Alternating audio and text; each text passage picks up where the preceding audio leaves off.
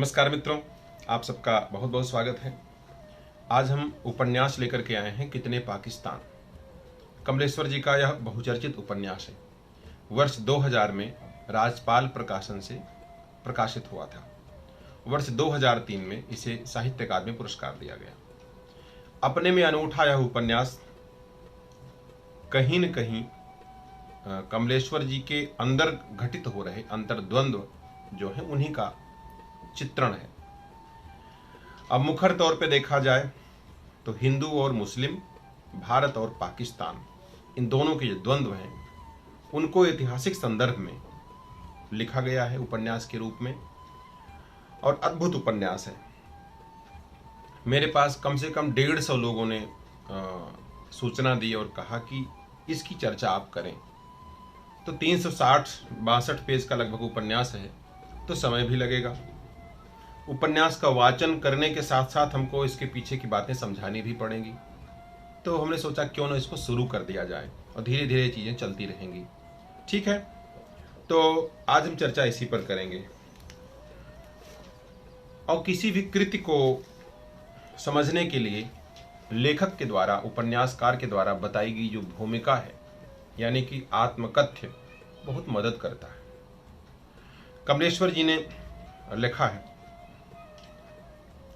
पहले तो 2 पंक्ति का एक शेर है। इन बंद कमरों में मेरी सांस घुटी जाती है। इन बंद कमरों में मेरी सांस घुटी जाती है। खिड़कियां खोलता हूं तो जहरीली हवा आती है। खिड़कियां खोलता हूं तो जहरीली हवा आती है। तो बंद कमरे में रहने में भी दिक्कत है, खिड़की खोलने में भी दिक्कत है। जरा विचार करो आप। हम दूर रहते हैं तो दिक्कत है, एक होते हैं तो दिक्कत है। तो इसी अंतर्द्वंद को लेकर के उपन्यास लिखा गया है। 2 पृष्ठ इनके अपने हैं। कहते हैं कमलेश्वर जी, यह उपन्यास, शीर्षक है यह उपन्यास।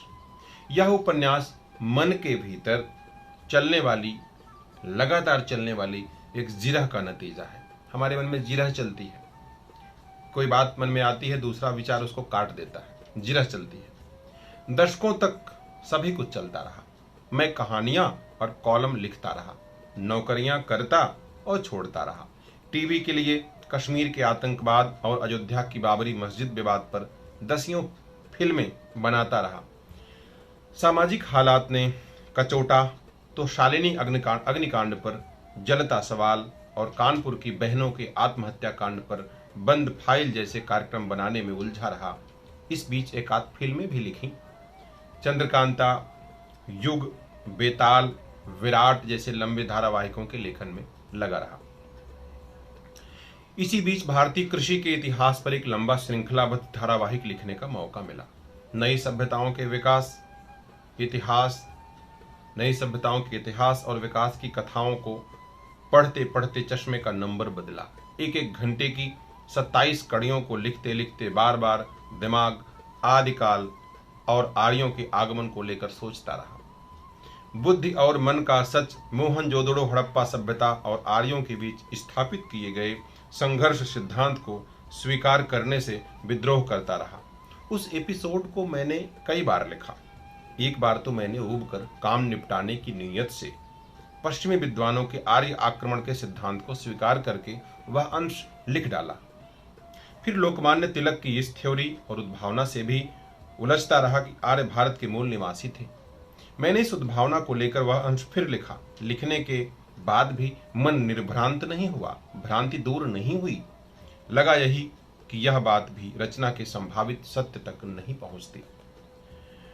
सच तो यदि पहले से सोचकर मान्य बना लिया जाए तो यह सत्याभास तो दे सकता है, पर आंतरिक सहमति तक नहीं पहुंचाता।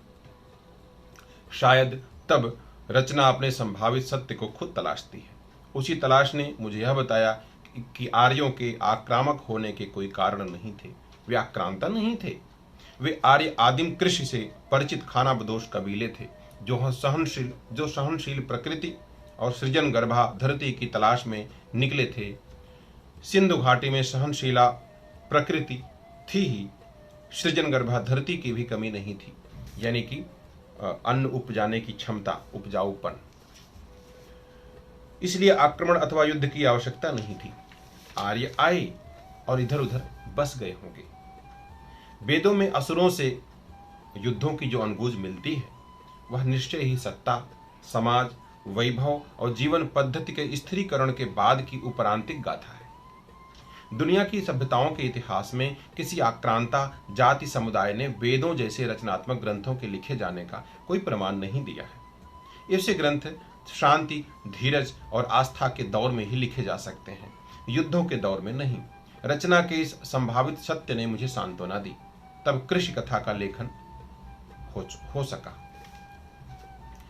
इन और ऐसी तमाम रचनाओं, विचारों, इतिहास की सैकड़ों सृजनात्मक दस्तकों और व्यवधानों के बीच रुक रुक कर कितने पाकिस्तान का लिखा जाना चलता रहा।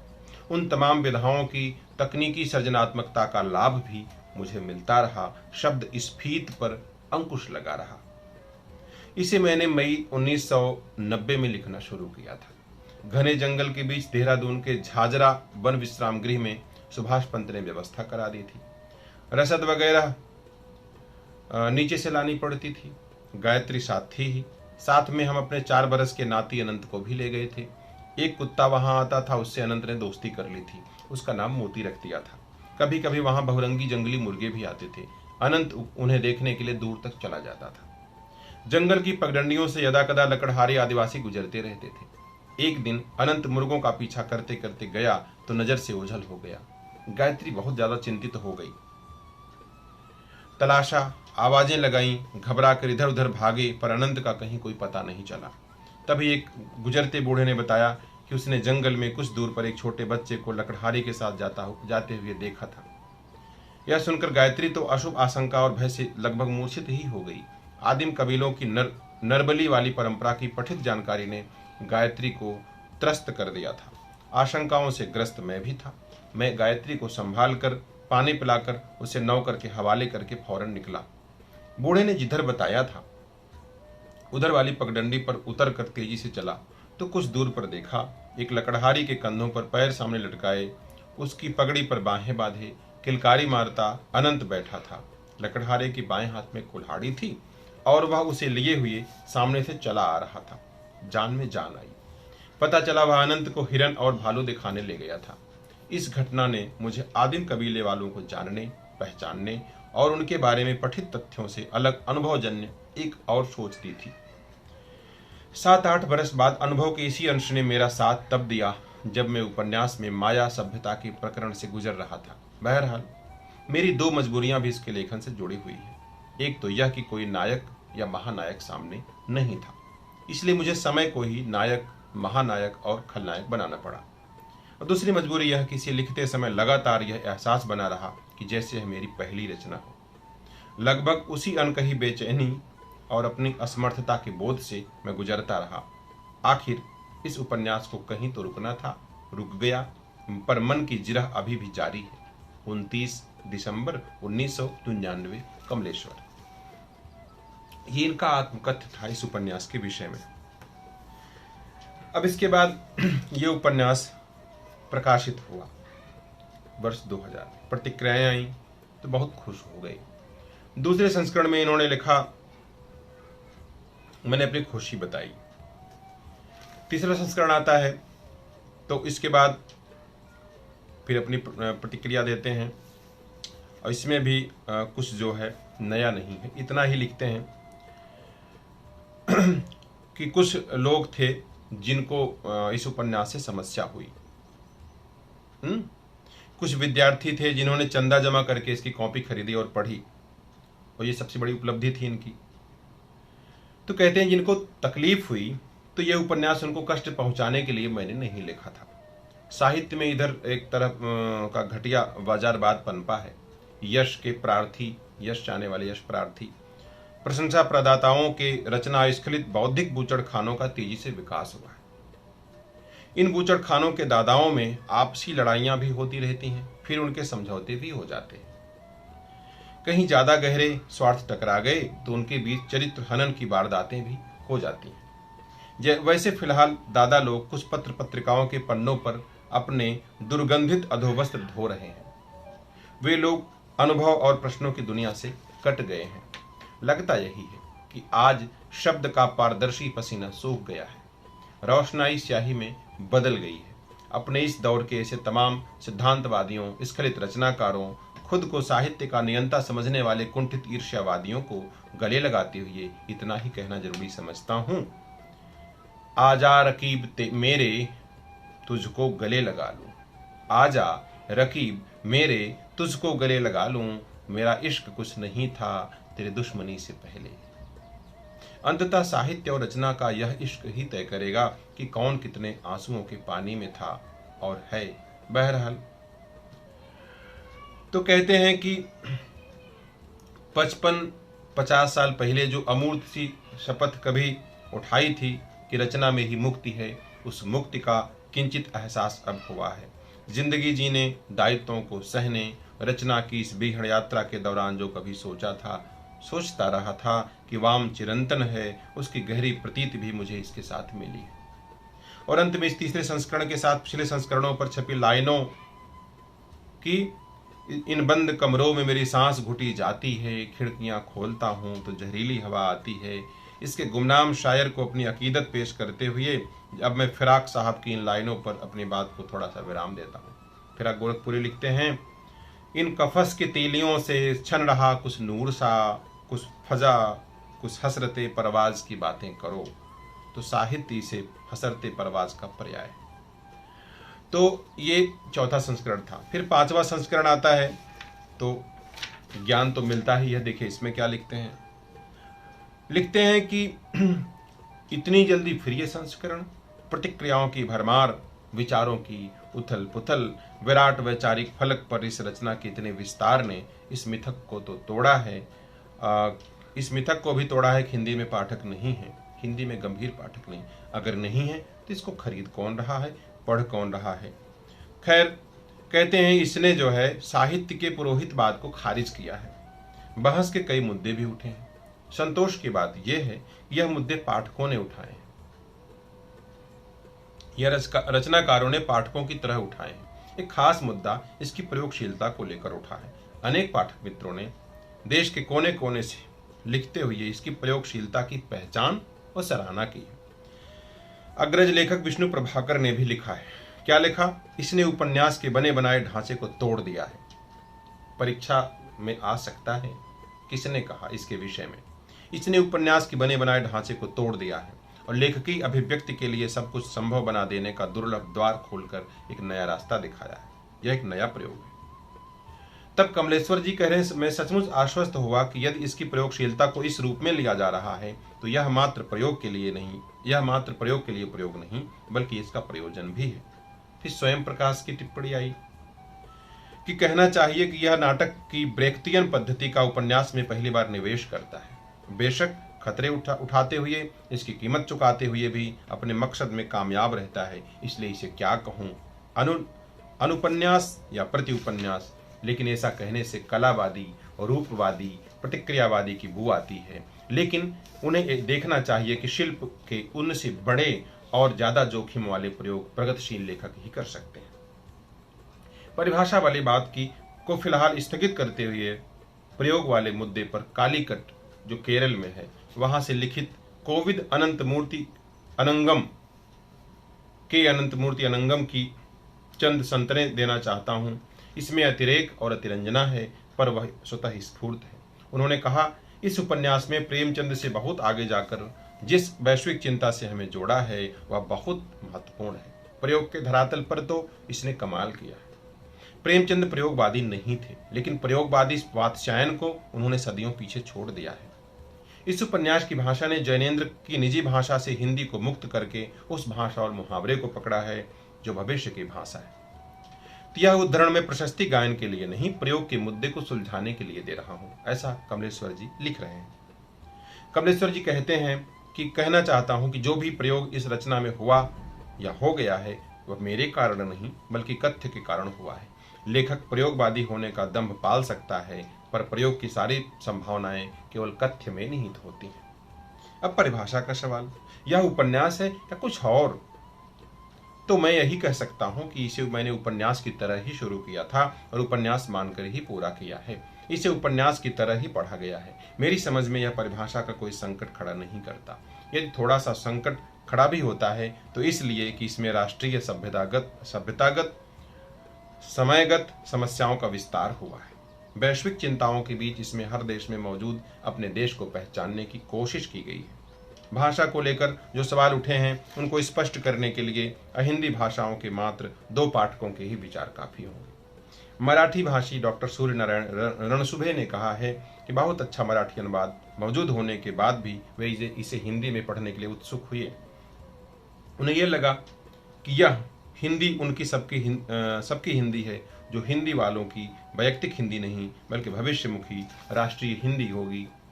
एक और विद्वान थे, उड़ीसा में रहते हैं, गौरी भुवन दास। उन्होंने लिखा, यह उपन्यास उड़िया में संभवतः अगस्त में आ रहा है, पर इसके हिंदी संस्करण के आधार पर कुछ समीक्षाएं उड़िया में पहले ही छप रही हैं।